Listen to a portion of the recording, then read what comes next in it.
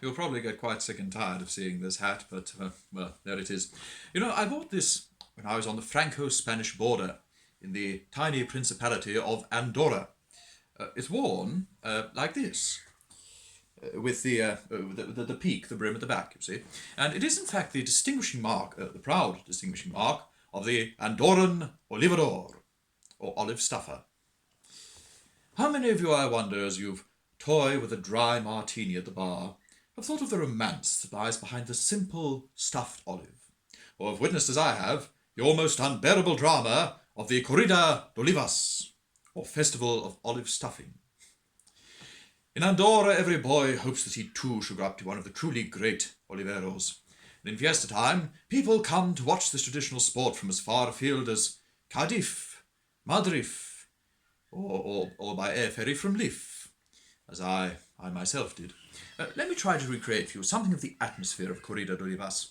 By 3 o'clock in the afternoon, the stands in the great Plaza de Olivas are packed with spectators, and excitement mounts as the band strikes up a paso doble, announcing the grand entry into the arena of the Olivador. He's closely followed by his assistants, the picador, with his picks of sharpened wood, and the matador with his small round mat. They bow to the Presidente Municipale, or mayor, in his box, who gives the signal for the trumpet to sound and the first olive to be wheeled in. A gasp goes up, for this is no ordinary olive. This is the giant, pendulous Oliva Brava, specially bred for the ring in the rugged foothills of Andalusia. Now, Corrida de Olivas is divided into 3 parts, or tercios. First, a tercio of quites, or passings. Now here, the Olivador, keeping the rest of his body entirely motionless, he passes the olive from hand to hand, trying to soften up its tough outer skin, in a bewildering series of Veronicas, Naturals, Medio Veronicas, Veronicas Reverso. All this before the hypercritical eye of the aficionados, each with his bottle of Afifio lemonade. The trumpet sounds a second time now for the Tercio des Banderios, and now it is the turn of the picador, who, planting his feet firmly together in the sand, he holds his picks at arm's length and prods into the olive, trying to determine whether the stone runs true up and down, or whether it's set at an angle, favouring one side, the dreaded Oliva Revoltosa. The trumpet sounds a third and last time for the Tercio del Muerte, the moment of truth. The Olivador takes his place in the centre of the arena. He bows once more to the Presidente, saying to him, "I dedicate to you this olive."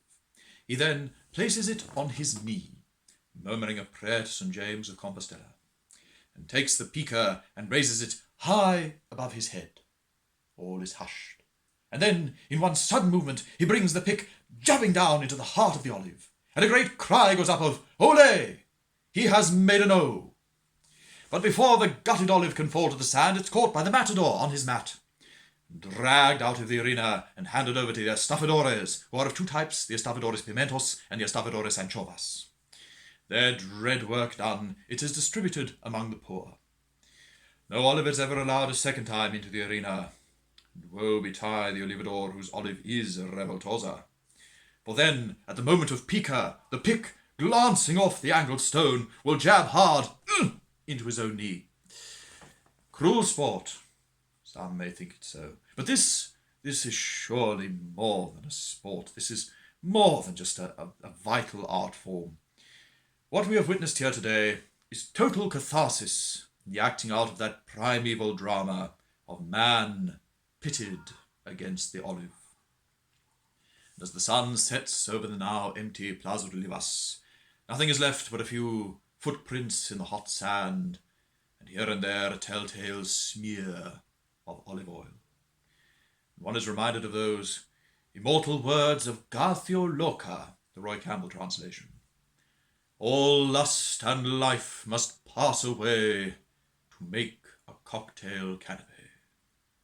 And this hat was introduced by perhaps the greatest olivero of them all, Flaminguez. Flaminguez it was, who at the very moment of pico would give a deft twist of the wrist, which sent the sharp olive stone flying high into the air. And this peak was to stop it going down the back of the neck. Thank you. That was all Flanders and Swan, Los Olvidados.